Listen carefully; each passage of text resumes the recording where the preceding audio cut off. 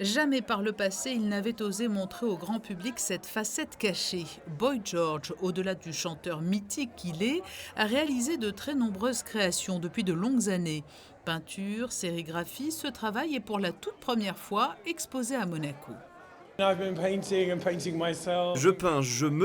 peins mes habits et même l'univers depuis si longtemps. Je crois que pour moi, être créatif, c'est compulsif. Écrire des chansons, créer des habits ou ce travail artistique, j'en ai besoin. Je ne peux pas dire que c'est comme une drogue, mais c'est vraiment compulsif. Les couleurs qui font écho à son maquillage culte sont au cœur de ses œuvres qui ont demandé un mélange des techniques. Boy George peint aussi bien qu'il coud des perles et des sequins. L'extravagance qui le caractérise se retrouve dans chacune de ses œuvres.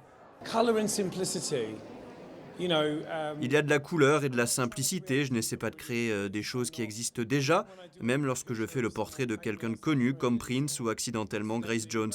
Je ne m'assois jamais en me disant allez, je vais faire cela. Parfois vous commencez quelque chose et cela finit par ressembler à quelqu'un que vous avez en face de vous. Par exemple, aujourd'hui, je viens de vendre le portrait de Prince, c'est ma première vente. C'est très excitant, j'ai rencontré Prince dans les années 90, c'était très étrange. Cela s'est passé à Paris et je suis reparti en me disant oh mon Dieu, il est tellement étrange. Mais d'un autre côté, c'est comme cela que je l'imaginais. Voilà, c'est un très grand artiste et il m'a apporté beaucoup de chance aujourd'hui.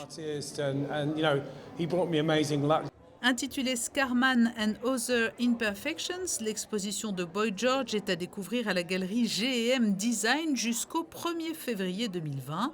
Son travail, qui n'avait jamais quitté son atelier, s'est rapidement arraché et confirme par son audace et l'âme qui s'en dégage que Boy George est bien la pop star la plus colorée de l'histoire britannique.